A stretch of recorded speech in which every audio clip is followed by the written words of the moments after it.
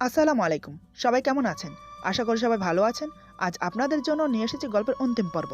আশা করি গল্পটা আপনাদের ভালো লাগবে। তাহলে চলুন শুরু করা যাক। এতক্ষণ পর্যন্ত সে আমাকে কয়টা ঘুষি মেরেছে তার কোনো হিসাব নেই। এবার আমি ওকে ছেড়ে দিলাম। ছেড়ে দেওয়ার পরেই হলো আসল বিপত্তি। হঠাৎ ছাড়া পেয়ে লাবণ্য আমার গালে কষে দুটো থাপ্পড় মারে। লাবণ্য কান্না করতে করতে বলে, আমি বলেছি না আপনি কোনোদিনও নিজেকে পাল্টাতে পারবেন না। দেখলেন তো আমার কথা মিলে গেল। আপনি আপনার আসল রূপ দেখিয়েই দিলেন। এখনো আপনার এত লোভ মেয়েদের শরীরের প্রতি, এত নেশা একটা মেয়ের শরীর ভোগ করার।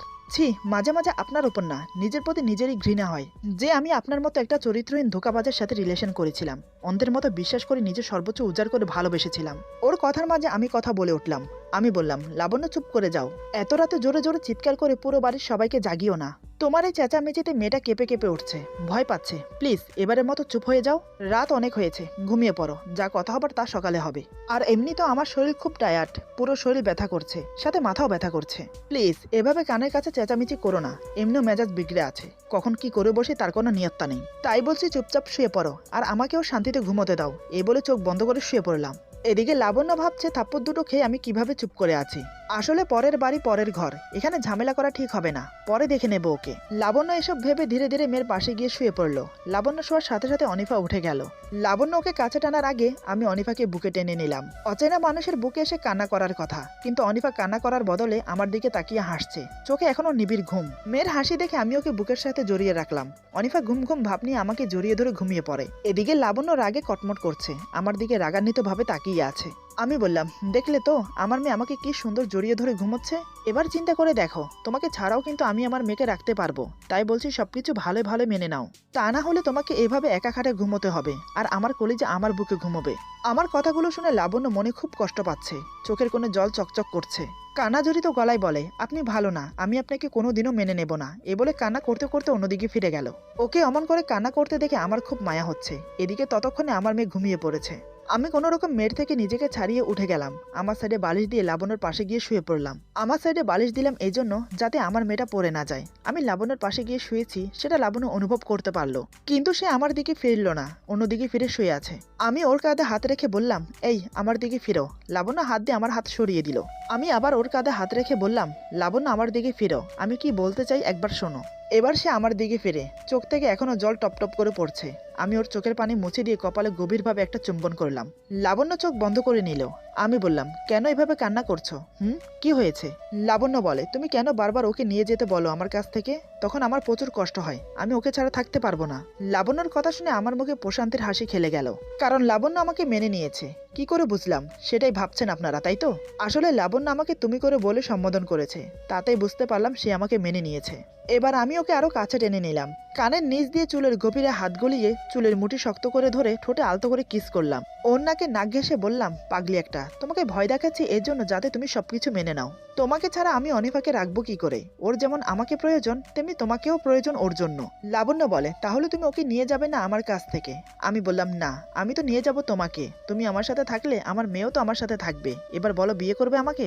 দেখো, তুমি আমাকে বিয়ে না করলে কিন্তু তোমার চোখের সামনে দিয়ে তোমার মেয়ের বাবাকে রোশালি বিয়ে করে নেবে। তখন তুমি সারা জীবন বসে বসে কান্না করবে, আর আমার মেয়ে বাবার আদর থেকে বঞ্চিত হবে। এই লাবণ্য, রাজি হয়ে যাও না। তুমি শুধু একবার হ্যাঁ বলো, তাহলে আমি কাল সকালেই তোমাকে বিয়ে করে নেব। লাবণ্য বলে, তুমি এমন কেন? আমি বললাম, কিরকম? লাবণ্য বলে, এই যেমন ধরো সবকিছুতে তাড়াহুড়ো, যখন রিলেশনে ছিলাম তখনও সবকিছুতে তাড়াহুড়ো করতে, তখন না হয় নিজের স্বার্থের জন্য এমন করেছো, কিন্তু এখন কেন এমন করছো? আমাকে ভাববার সময় দিচ্ছ না একদম। আমি বললাম, এখন তাড়াহুড়ো করার কারণ হলো রোশালি। সে খুব ক্ষিপ্ত হয়ে আছে আমার উপর, কারণ আমি তাকে বিয়ে করব না। কেন করব না সেটা কারণও সে জানে। সে কিছু করার আগে আমি তোমাকে বিয়ে করতে চাই। আমি কোনো ঝামেলা চাই না লাবণ্য, তোমাকে বিয়ে করে নতুন জীবন শুরু করতে চাই। লাবণ্য বলে, যদি আমি তোমাকে বিয়ে করতে রাজি না হই তখন? আমি ওকে আরো শক্ত করে নিজের বুকের সাথে চেপে ধরে কানের কাছে ফিসফিস করে বললাম, তুলে নিয়ে গিয়ে জোর করে বিয়ে করতাম, আর তা না হলে মেয়েকে নিয়ে চলে যেতাম। তখন তুমি আপনা আপনি আমার কাছে আসতে, তখন আমি তোমাকে বিয়ে করে নিতাম। এখন বলো, বিয়ে করবে আমাকে? লাবণ্য বলে, আমাকে একটু সময় দাও, আমি ভেবে বলছি। আমি বললাম, আমি জানি তুমি আমাকে ভালোবাসো, আমার জন্য এখনো নীরবে কান্না করো, তাহলে সবকিছু মেনে নিতে সমস্যা কোথায়? ঠিক আছে, এখন ঘুমাও, কাল সকালে না হয় তোমার ডিসিশন জানিও। এই বলে আমি ওকে জড়িয়ে ধরে ঘুমানোর চেষ্টা করলাম। লাবণ্য নিজেকে ছাড়ানোর চেষ্টা করে। আমি বললাম, এভাবে থাকো না। লাবণ্য বলে, না, মেয়েটি ওই পাশে একা ঘুমিয়ে আছে, নড়ে চড়ে যদি পড়ে যায়। আমি বললাম, আমি বালিশ দিয়ে দিয়েছি, আর এমনিতেও ও আমার মেয়ে, এত সহজে পড়বে না। তোমাকে অনেক দিন পর বুকে নিয়েছি, এখন একটু শান্তি করে ঘুমোতে দাও না। লাবণ্য বলে, এমন করে বলছো যেন এতদিন আমার জন্য ওয়েট করেছিলে। এতদিনে তো কতগুলো মেয়ে তোমার রাতের সঙ্গী হয়েছে, তাদেরকে তো বুকে নিয়ে দিব্যে ঘুমিয়েছিলে। তখন তো আমার কথা একটুও ভাবনি, এখন কেন আমার বুকে শান্তি খুঁজছো? আমি বললাম, তুমি যা বলছো সবই ঠিক, কিন্তু তারপরও তুমি সবার ঊর্ধ্বে। তুমি যে আমার রাজকুমারীর মা, রাজকুমারীর মাকে কি বলে জানো? রানী। তাহলে তুমি এটা ভাবো, আমি কি করে আমার রাজকুমারীর মা রানীকে কষ্ট দেই? আমার অবহেলায় অনেক তো কষ্ট পেলে, এবার তো আর এসব হতে দিতে পারি না। অনেক তো হলো, এবার সবকিছু স্বাভাবিক হওয়া উচিত। লাবণ্য বলে, কিন্তু তোমার মা বাবা, তারা কি মেনে নেবে আমাকে? আমি বললাম, আমার মা বাবা কখনোই আমার অবাধ্য হয়নি, এখন তো আরও হবে না। কেন জানো? কারণ এখন আমার রাজকুমারী আছে যে, ওকে দেখার পর আমার যেমন মাথা ঘুরে গিয়েছিল, নিজেকে পরিবর্তন করতে বাধ্য হয়েছি, তেমন আমার মা বাবা আমার মেয়েকে দেখে মেনে নিতে বাধ্য হবে, এমনকি তোমাকে মাথায় করে রাখবে। বাকি রাতটুকু আমরা এভাবে কথা বলে কাটিয়ে দিলাম। লাবণ্যকে বোঝাতে বোঝাতে ভোরের আলো ফুটলো। এদিকে আমার বুকে মাথা রেখে শুয়ে আছে, অন্যদিকে সংকোচ করছে আমাকে মেনে নিতে। কি আজব মেরে বাবা! রাত থেকে সকাল হয়ে গেল বোঝাতে বোঝাতে, তারপরে সে সম্মতি জানাচ্ছে না বিয়ে করবে বলে। লাস্ট পর্যন্ত হারুনের মা বাবাকে বলতে বাধ্য হয়েছি। তারা শুনে প্রথমে একটু মন কষাকষি করলো আমাকে নিয়ে। তাদেরকে শুধু আমার আর লাবণ্যর সম্পর্কের কথা বলেছি, অন্য কোনো বিষয় কিছু বলিনি, তাহলে তো আরও কেলেঙ্কারি বাড়ত। শেষমেশ তারাও বোঝালো লাবণ্যকে, সাথে আমি, হারুন, হিনা, আমরাও ওকে বোঝালাম, অনেক কষ্টে রাজি করালাম। সেও মেয়ের দিকে তাকিয়ে রাজি হতে বাধ্য হলো। বিকেলের দিকে কাজে ডেকে আমাদের বিয়ে পড়ানো হলো। তবে আমার মা বাবা উপস্থিত ছিল না। হারুনের মা বাবা দায়িত্ব নিয়ে আমাদের বিয়ে দিলেন। সন্ধ্যার সময় বিদায় নিয়ে আমাদের বাড়ির উদ্দেশ্যে রওনা দিলাম, সাথে আমার স্ত্রী লাবণ্য আর আমার কলিজার টুকরা অনিফা। বিয়ে যখন করেছি, স্ত্রী বলতে সমস্যা কোথায় বলুন? আমার মুখে এখন দুনিয়া জয় করার মতো হাসি। আমাকে খুশি দেখে লাবণ্য বলে, কি ব্যাপার, আজ মনে হচ্ছে তোমাকে অনেক খুশি খুশি লাগছে। আমি একগাল হেসে বললাম, খুশি কেনই বা হব না বলো? আমার জীবনের সবচেয়ে সুখের মুহূর্ত তো এখন। নিজের স্ত্রী মেয়েকে নিয়ে নিজের বাড়িতে ফিরছি, তার আনন্দ তোমাকে কি করে বোঝাবো লাবণ্য? এভাবে নানান কথা বলতে বলতে বাড়িতে ফিরলাম। লাবণ্য আমাদের বাড়িতে এই প্রথম এসেছে। যখন ওর সাথে রিলেশনে ছিলাম, তখন অন্য একটা বাড়িতে ওকে নিয়ে এসেছিলাম। ওকে ছাড়ার 2 মাস পর এই বাড়িটা কেনা হয়েছে। লাবণ্য বাড়ির দিকে চোখ বড় বড় করে তাকিয়ে আছে। এত বড় বাড়ি সে আগে কখনো দেখেনি। এটা বাড়ি না বলে রাজপ্রাসাদ বলা যায়। দারোয়ান গেট খুলে দিতেই আমি গাড়ি নিয়ে ভেতরে প্রবেশ করলাম। গাড়ি থামিয়ে লাবণ্যকে নিয়ে নামতেই দারোয়ান দেখে এগিয়ে আসে। তার কৌতূহল জাগলো জানতে ওরা কারা। দারোয়ান বলে, অনি বাবাজি, ওরা কারা? আগে কখনো এই বাড়িতে দেখিনি। আমি একগাল হেসে অনিফাকে দারোয়ান আঙ্কেলের কোলে দিয়ে বললাম, আঙ্কেল, আমার মেয়ে, আর এ হচ্ছে তোমাদের বৌমা। অনিফাকে কোলে নিয়ে দারোয়ান আঙ্কেল অবাক হয়ে যায় আমার কথা শুনে। একবার আমার মুখের দিকে তাকাচ্ছে, আরেকবার লাবণ্যর মুখের দিকে তাকাচ্ছে, আবার অনিফার মুখের দিকে তাকাচ্ছে। উনি যেন বিস্ময়ে অবাক হয়ে গেছে আমার কথা শুনে, মাথা চুলকিয়ে বলে, কিন্তু। আমি বললাম, তোমাকে পরে সব বুঝিয়ে বলবো, এখন আমরা ভেতরে যাই। দারোয়ান বলে, কিন্তু বাবাজি, ভেতরে তো তোমার সাথে যে মেয়েটার এঙ্গেজমেন্ট হয়েছে তার মা বাবা এবং সেই মেয়েটা এসেছে, তাদের হাবভাব দেখে তো ভালো ঠেকলো না। আমি মনে মনে ভাবলাম, যেটা ভেবেছিলাম সেটাই হলো, কিন্তু আমি তো ভয় পাওয়ার পাত্র না। আমি দারোয়ানের কথার উত্তর না দিয়ে আমার মেয়েকে কোলে নিয়ে লাবণ্যর হাত ধরে ভেতরে গেলাম। এদিকে দারোয়ানের কথা শুনে লাবণ্য ভয় পাচ্ছে, এখন কি হবে সেটা ভেবে। একসময় আমি লাবণ্যকে নিয়ে ভেতরে প্রবেশ করলাম। আমাদেরকে দেখে ড্রয়িং রুমে বসা সবাই উঠে দাঁড়ালো। সবাই বিস্ফারিত চোখে আমাদের দিকে তাকিয়ে আছে। এতক্ষণে নিশ্চয় মা বাবা শুনে ফেলেছে লাবণ্যর কথা। রোশালী নিশ্চয়ই বলেছে, না হলে ওর মা বাবাকে নিয়ে এখানে হাজির হতো না। তার চেয়ে বড় কথা, আমার সাথে লাবণ্যকে আর অনিফাকে দেখে রোশালীর চোখ ছানা বড়া হয়ে গেছে। তার মনে নানান প্রশ্ন উকিঝুঁকি মারছে।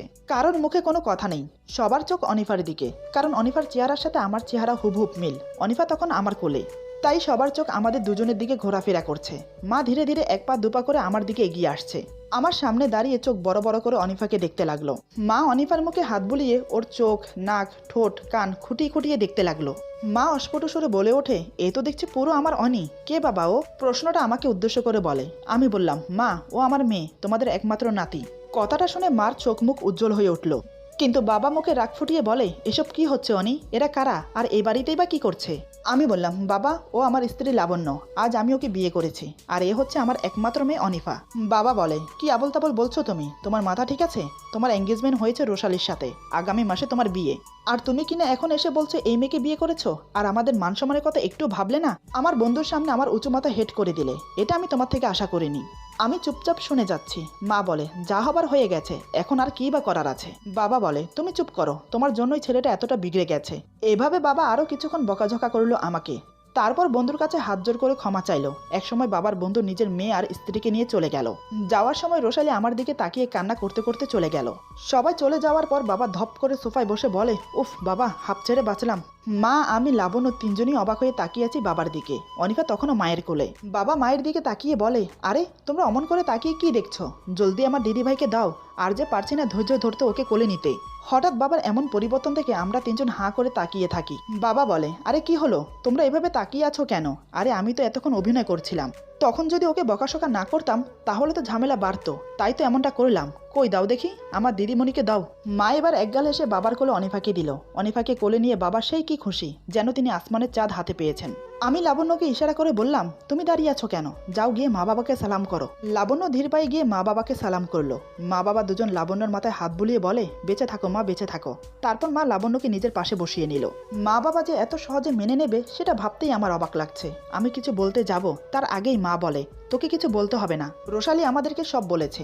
যা করেছিস বাবা, খুব অন্যায় করেছিস। এমনটা করা তোর উচিত হয়নি। আমি মাথা নিচু করে আছি, চুপচাপ মায়ের কথা শুনে যাচ্ছি। লাবণ্য মায়ের পাশে বসে আছে চুপচাপ।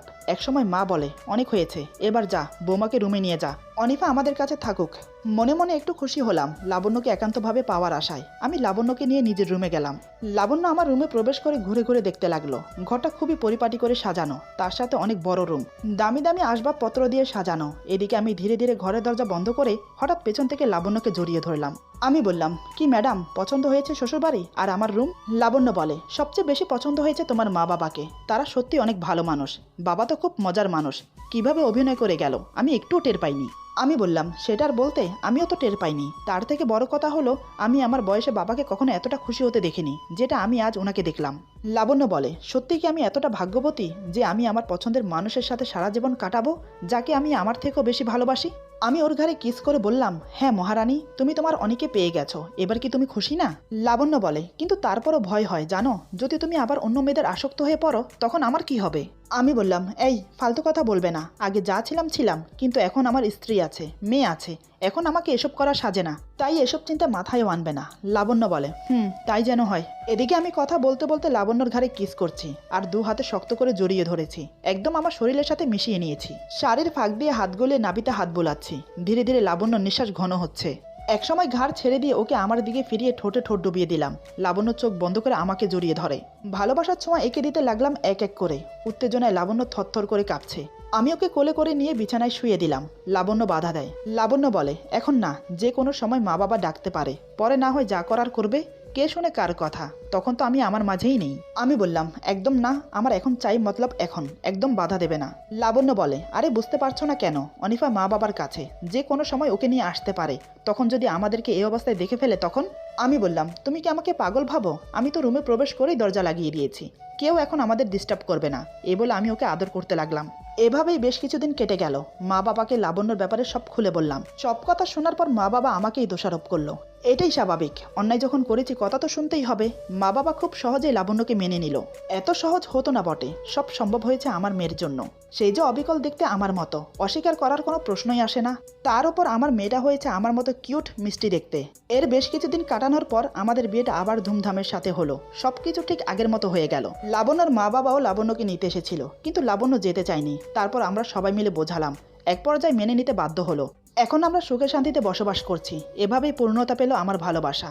এই গল্প এখানেই সমাপ্ত হলো। এসব রোমান্টিক গল্প লিখতে গেলে আমার বাস্তব জীবনের অনেক অভিজ্ঞতা মনে পড়ে। তবে আমার সাথে হয়নি, অনেকের সাথে হয়েছে, নিজের চোখে দেখেছি। আচ্ছা, ভালোবাসা বলতে কি বোঝেন আপনারা? আমি তো ভালোবাসা বলতে বিজনেস বুঝি। ভালোবাসা তো ভালোবাসা না, ভালোবাসা নিয়ে বিজনেস হচ্ছে আজকাল, যেটা আমার ধারণা, সেটাই বলবো আজ আপনাদেরকে। আমার কথাগুলো কতটা সঠিক কমেন্টে জানাবেন প্লিজ। আমি মেয়ে হয়ে কিন্তু একটা মেয়ের দোষ দিতে পারি না, কিন্তু যেটা সত্যি সেটা বলতেও পিছুপা হই না। আজকাল সমাজে এই জিনিসটা রানিংয়ে চলছে, ভালোবাসার বিজনেস। ছেলেরা মেয়েদেরকে ভালোবাসে তাদেরকে ইউজ করার জন্য, আর মেয়েরা ছেলেদেরকে ভালোবাসে তাদের পকেট মানির জন্য। আজকাল আর আগের মতো ভালোবাসা নেই। আগে একটা চকলেট দিয়েও কিন্তু ভালোবাসা হতো, আর এখনকার যুগে একটা ডায়মন্ড রিং দিলেও ভালোবাসা টেকে না। কি অদ্ভুত! আগে একটা ছেলে মেয়ে প্রেম করলে লুকিয়ে লুকিয়ে রাতের অন্ধকারে নির্জন জায়গায় গিয়ে দেখা করতো। তবে কথা বলতো দূরত্ব বজায় রেখে। চারিপাশ অন্ধকার থাকলে ছোট টর্চলাইট মেরে ভালোবাসার মানুষের মুখ দেখে পরিশান্তির তৃপ্তি পেত। যখন ইচ্ছে করতো একটু হাত ধরার, তখন অনেক সংকোচ করে বলতো, তোমার হাত একটু ছুঁয়ে দেখি। মেয়েটি ভালোবাসার মানুষের আবদার রাখতে হাত বাড়িয়ে দিত। ছেলেটি একটু ছুঁয়ে তৎক্ষণাৎ ছেড়ে দিত। একটা পবিত্রতা ছিল ভালোবাসায়। আর এখনকার ভালোবাসা কি বলবো, চোখের সামনেই তো দেখছি কত কিছু। রাস্তার মাঝখানে দাঁড়িয়ে হাজার মানুষের সামনে জড়িয়ে ধরে কিস করতেও দ্বিধাবোধ করে না, বলার সাথে সাথে রুমডেট করতেও বিবেকে বাঁধে না।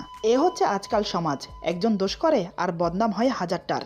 তবে আছে, হাজারের মাঝেও দুই একটা ছেলে মেয়ে ভালো আছে। আচ্ছা, আপনারা কমেন্টে বলুন, সত্যি কি সত্যিকারের ভালোবাসা আছে? আমি তো বলি আছে। সেটা হলো নিজের আল্লাহর প্রতি, নিজের রাসূলের প্রতি, নিজের পিতা মাতার প্রতি, নিজের স্বামীর প্রতি আর নিজের সন্তানের প্রতি। যাই হোক, এই মাসের শেষে আগামী মাসে পবিত্র মাহে রমজান। এই একটা মাস ইবাদতের মাস, তাই রমজান মাসে কোনো ভিডিও ছাড়তে পারবো না। রমজান মাসে খুবই ব্যস্ততার মাঝে সময় কাটে। আমি জব করি, জবের পাশাপাশি ঘর সামলাতে হয়, তারপর রমজান মাস, তাই খুবই ব্যস্ত থাকবো। সারাদিন রোজা রেখে কাজ করে রাতে আর ইচ্ছে করবে না ভিডিও বানাতে। আর এমনিতেও রমজান মাসকে সবকিছুর সাথে স্যাক্রিফাইস করতে চাই না, একান্তভাবে কাটাতে চাই রমজান মাসটা। রমজান মাসটা গ্যাপ থাকবে। সবাইকে জানাই মাহে রমজানের অগ্রিম শুভেচ্ছা। আর হ্যাঁ, আরেকটা কথা, অনেক তো শুনলেন রোমান্টিক আর ইমোশনাল গল্প, এবার না হয় হয়ে যাক একটা হাসির গল্প। কি বলেন সবাই? কমেন্টে জানাবেন। এরপরে আসছে হাসির গল্প, আশা করি সেই গল্পটাও আপনাদের ভালো লাগবে। আজকের গল্প এখানে সমাপ্ত। সবাই ভালো থাকবেন, সুস্থ থাকবেন। আল্লাহ হাফেজ।